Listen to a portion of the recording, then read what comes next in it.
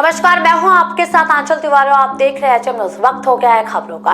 महाराष्ट्र में उद्धव ठाकरे की अगुवाई वाली महाराष्ट्र विकास अघाड़ी सरकार को 1 साल पूरा होने जा रहा है।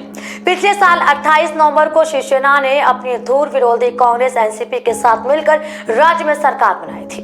288 सीटों वाली विधानसभा में 100 से ज्यादा विधायकों वाली बीजेपी बस देखती रह गई।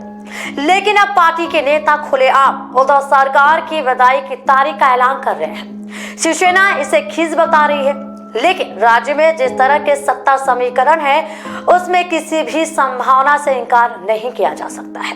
केंद्रीय मंत्री राव साहेब दानवे ने वादा किया है कि बीजेपी महाराष्ट्र में अगले 2-3 महीने में सरकार बना लेगी।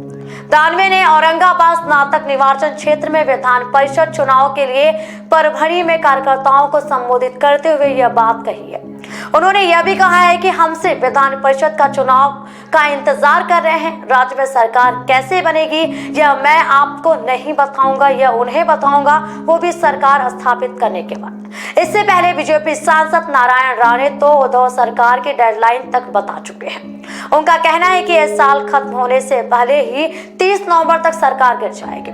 सरकार में शामिल 3 दल एक दूसरे को शक की नजर से देख रहे हैं। ऐसे में इस सरकार की उम्र नवंबर तक ही है। वहीं महाराष्ट्र के पूर्व मुख्यमंत्री देवेंद्र फडणवीस ने भी सोमवार को कहा है कि महाराष्ट्र में यदि उद्धव ठाकरे की अगुवाई वाली महाविकास अघाड़ी सरकार गिर जाती है तो उसकी जगह आने वाली सरकार का शपथ समारोह सुबह नहीं होगा, जैसा कि 1 साल पहले हुआ था। लेकिन ऐसे वाक्यों को याद नहीं किया जाना चाहिए। बीजेपी नेताओं के इन बयानों पर शिवसेना ने पलटवार भी किया है। राज्यसभा सांसद संजय राउत ने कहा है कि हमारी सरकार 1 साल का कार्यकाल पूरा कर रही है और अभी 4 साल सत्ता में रहकर शासन करेगी। पिछले साल जो 3 दिन की सरकार बनी थी, ये लोग उसकी बरसी मना रहे हैं क्योंकि उनके द्वारा किए गए सभी तरह के प्रयास फेल हो गए हैं। दरअसल 2019 में महाराष्ट्र में हुए चुनाव के बाद शिवसेना एनसीपी और कांग्रेस के साथ सरकार बनाने की तैयारी कर रही थी।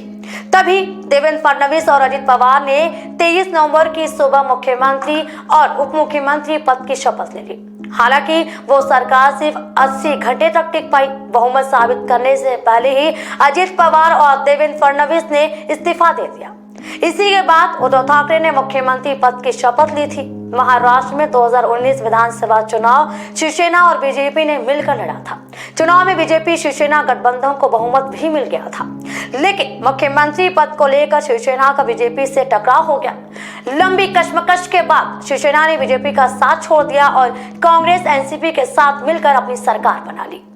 महाराष्ट्र में 288 विधानसभा सदस्य, जिनमें से उद्धव ठाकरे के नेतृत्व वाले महाविकास अघाड़ी को 170 विधायकों का समर्थन हासिल है। इनमें शिवसेना के 57, एनसीपी के 54, कांग्रेस के 44, सपा के 2, वीवीए के 3, पीडीपी के 2, एसडब्ल्यूपी और पीडब्ल्यूआई के 1-1 और 6 निर्दलीय विधायक शामिल हैं। बीजेपी के नेतृत्व वाले विपक्ष के पास 114 विधायकों का समर्थन है।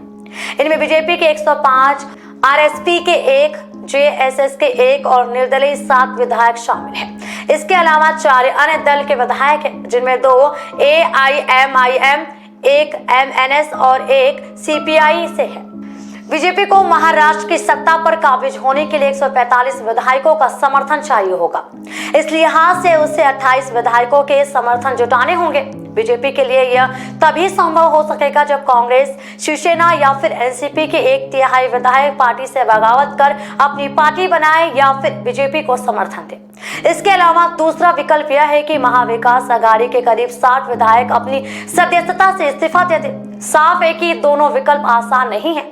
यही वजह है कि बीजेपी के बयानों को शिवसेना गंभीरता से नहीं लेकर उसे पार्टी की खींच बता रही है।